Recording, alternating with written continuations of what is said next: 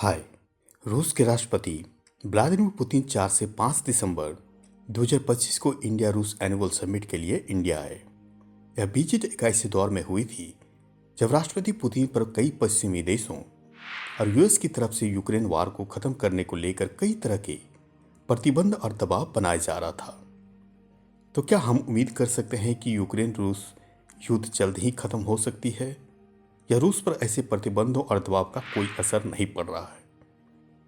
राष्ट्रपति पुतिन का भारत दौरा रूस और भारत दोनों देशों के लिए एक फायदे का सौदा माना जा रहा है, क्योंकि भारत सरकार ऑपरेशन सिंदूर के बाद इंटरनेशनल कम्युनिटी में अपनी पहचान पाने के लिए बेताब था, और रूस दुनिया के सबसे बड़े डेमोक्रेटिक देश भारत से पहचान की जरूरत को समझ रहा था, क्योंकि रूस पर भी पश्चिमी देशों का दबाव और पाबंदियां थी।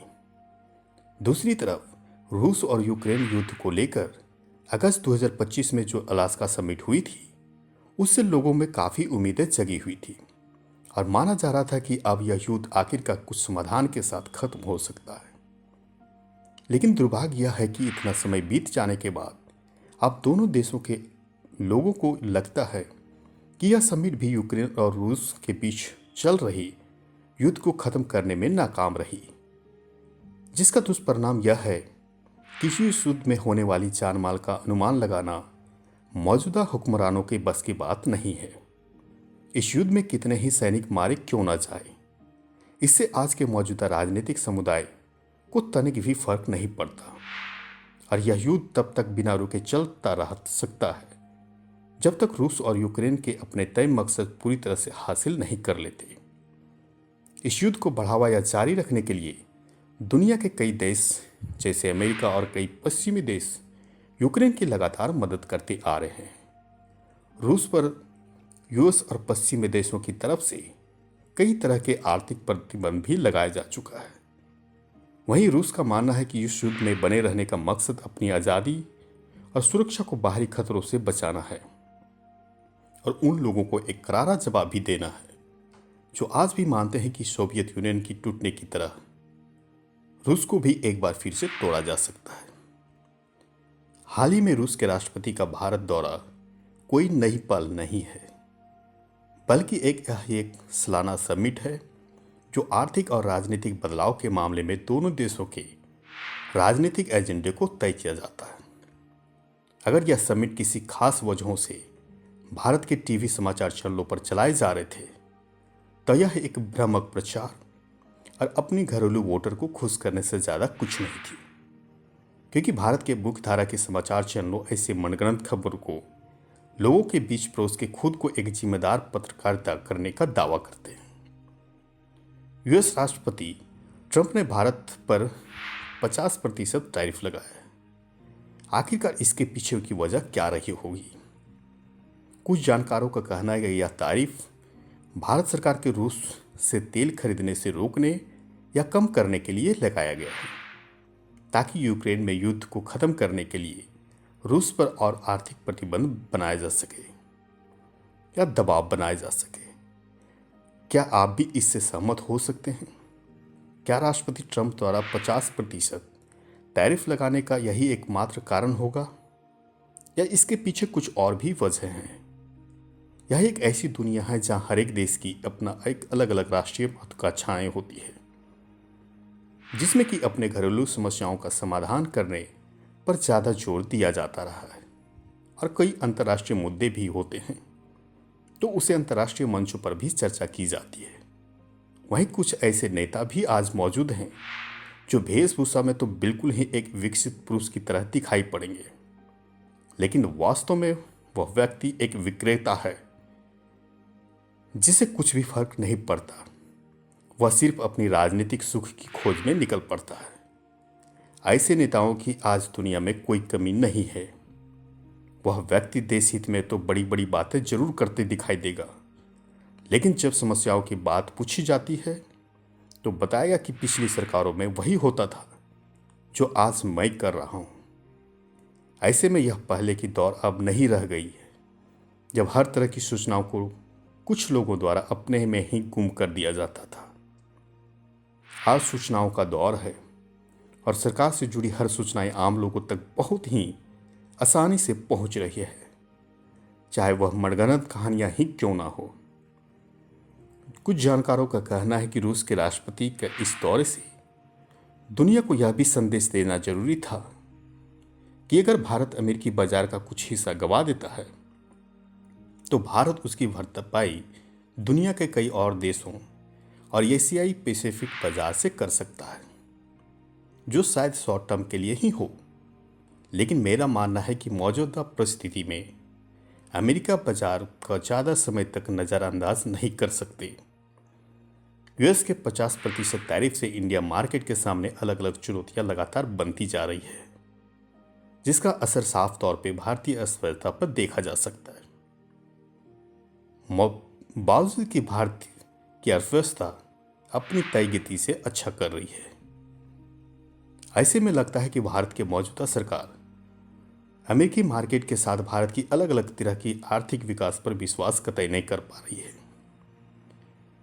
इसलिए देश के लोगों को यह साफ संदेश दिया जा रहा है कि हमें आर्थिक मामलों में किसी दूसरे देशों पर निर्भर रहना लंबे समय तक मंजूर नहीं है, जो बिल्कुल भी सच नहीं।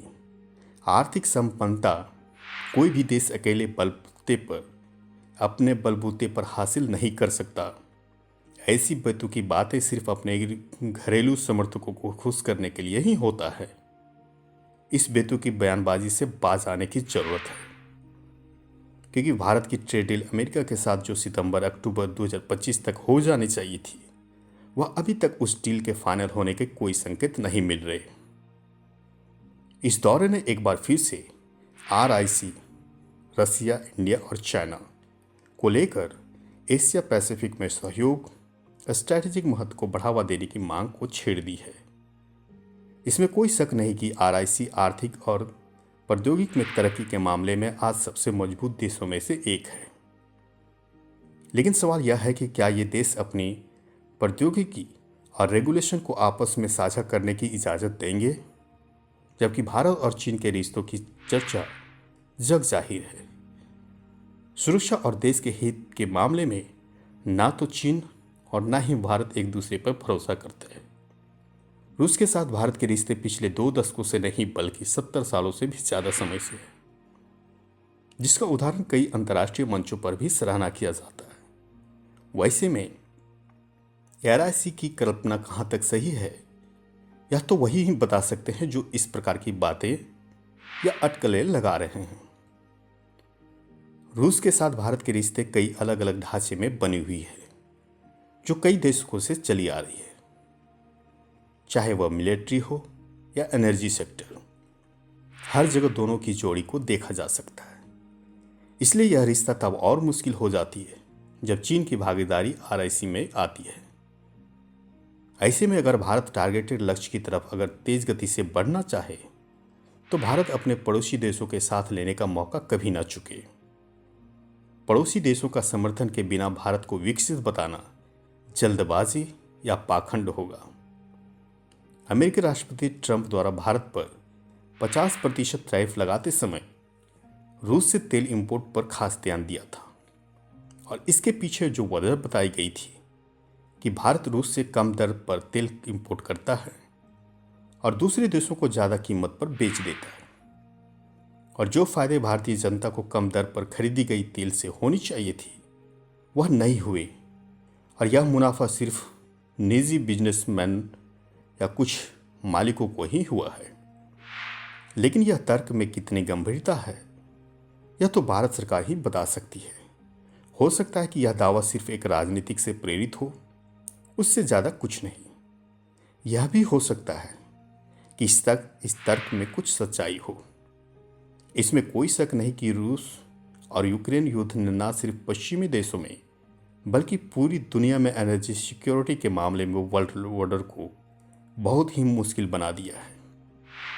आज की दुनिया में एनर्जी सिक्योरिटी सबसे ज़रूरी सेक्टरों में से एक है, क्योंकि अब दुनिया रिन्यूएबल एनर्जी की तरफ बढ़ चुकी है और एक ऐसी दुनिया की प्लानिंग बना रही है या कर रही है कि जिसमें कम प्रदूषण और कम लागत हो। अब भारत और रूस के ट्रेड नेगोशिएशन का टारगेट पर बात कर सकते हैं। फाइनेंशियल ईयर 2024 से 2025 में दोनों देशों के बीच बायलैटरल ट्रेड 68.7 बिलियन डॉलर के रिकॉर्ड तक पहुंचा, जिसमें इंडियन एक्सपोर्ट सिर्फ 4.9 बिलियन डॉलर तक था। ज़्यादातर फार्मास्यूटिकल, केमिकल, आयरन, स्टील और मैरिन प्रोडक्ट्स थे। अब भारत रूस से 63.8 बिलियन डॉलर का इंपोर्ट करता है, जिसमें कच्चा तेल, पेट्रोलियम प्रोडक्ट, तेल, फर्टिलाइजर्स इत्यादि होते हैं।